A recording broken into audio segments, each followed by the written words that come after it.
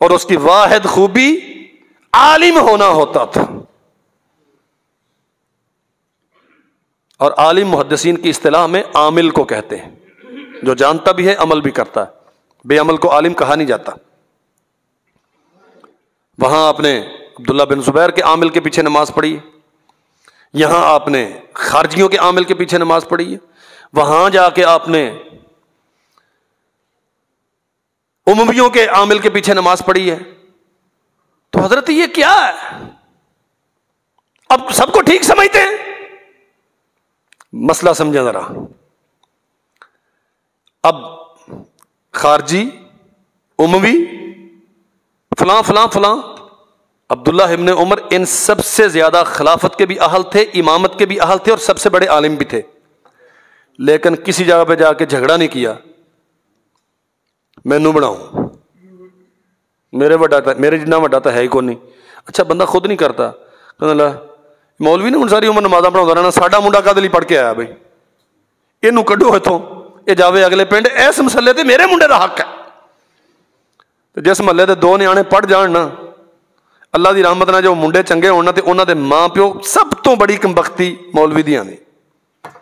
اینوں بھجاؤ اتوں تاکہ جڑا ساڈا پڑھیا وہ ہن مسئلے تے کھڑوے. عبداللہ ابن عمر عالم نہیں تھے، نماز پڑھانے کا سلیقہ نہیں تھا. 3 متقارب باہم دست و گریبان حکومتیں، خارجیوں کا اپنا علاقہ ہے اگرچہ تھوڑا تھا، ابن زبیر کا اپنا ہے، امویوں کا اپنا ہے. آپ سب کے پیچھے پڑھ لیتے ہیں؟ فرمایا ہاں سب کے پیچھے پڑھ لیتا ہوں. وہ جائز ہے؟ فرمایا جائز ہے. تو کیوں جائز ہے؟ فلاں فلاں کو قتل کرتا ہے، وہ اس کو قتل کرتا ہے، وہ اس کو قتل کرتا ہے. اور فرمایا سنو، اگر وہ مجھے بلائیں مسلمانوں کے قتل کے لیے تو میرا صاف انکار ہے. میں مسلمانوں کے قتل کے لیے نہ بنو امیہ کے ساتھ ہوں، نہ ابن زبیر کے ساتھ ہوں، نہ خارجیوں کے ساتھ ہوں. جو نماز کے لیے بلائے گا، جنت کے لیے بلائے گا، میں اس کے ساتھ ہوں جو بھی ہو. اللہ کی قسم کتنی بڑی بات کی. جو جنت کی طرف بلائے، جو نماز کی طرف بلائے، میں اس کے ساتھ ہوں. جو قتل مسلم کے لیے بلائے، وہ میرا بھائی بھی کیوں نہ ہو، میں اس کے ساتھ نہیں. اللہ اکبر. آخری بات عرض کرتا ہوں، ان کے صاحبزادے تھے سالم، عبداللہ ابن عمر کے بیٹے تھے سالم رحمت اللہ علیہ. حجاج بن یوسف ظلم و ستم کی داستانیں ان کی معروف ہیں. اس کے پاس موجود تھے، کسی کام سے گئے تھے. کچھ مسلمان پابا زنجیر بیڑیوں میں جھکڑے ہوئے قیدی لائے گئے، اور حجاج کہتا ہے جناب سالم سے، یہ تلوار لیجئے اور یہ جو ان کا سردار ہے نا، اس کی گردن اڑا دیں. اب دنیا دیکھ رہی ہے کہ عمر کا بیٹا کیا اسی جرت اور غیرت کے ساتھ کھڑا ہوگا جیسے اس کا باپ کھڑا ہوتا تھا عبداللہ؟ کیا دین اسلام کے ساتھ اس کی وابستگی وہی ہے جو ان کے خاندان اور خانوادے کا ترہ امتیاز ہے؟ سالم کیا کرتا ہے؟ عبداللہ کے بیٹے نے تلوار پکڑی، اور وہ بےچارے جو جکڑے ہوئے تھے وہ حیران ہو گئے. اللہ، یہ منظر بھی دیکھنا تھا کہ عمر کا پوتا ہمیں قتل کرے گا.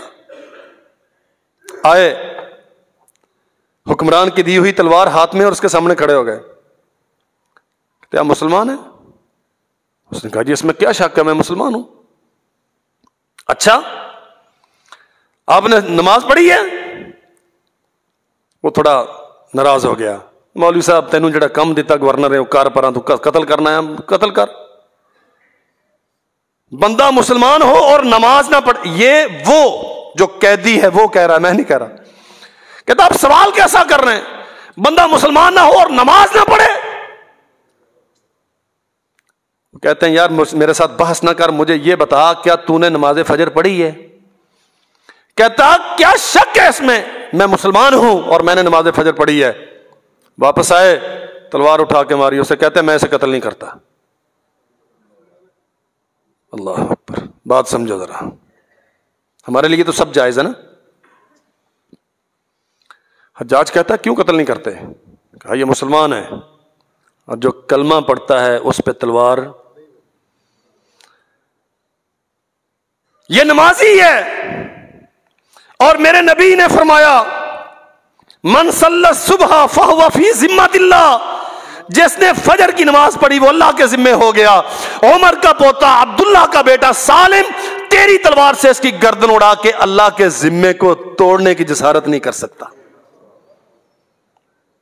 یہ غیرت اور حمیت، اسلام کے ساتھ وابستگی، یہ اس خاندان کا ترہ امتیاز ہے. اللہ ذوالجلال والاکرام ہمیں ان مقدس نفوس کے پیروی کرنے کی، ان کے نقش قدم پہ چلنے کی توفیق عطا فرمائے. وآخر دعوانا الحمدللہ. اللہ اکبر.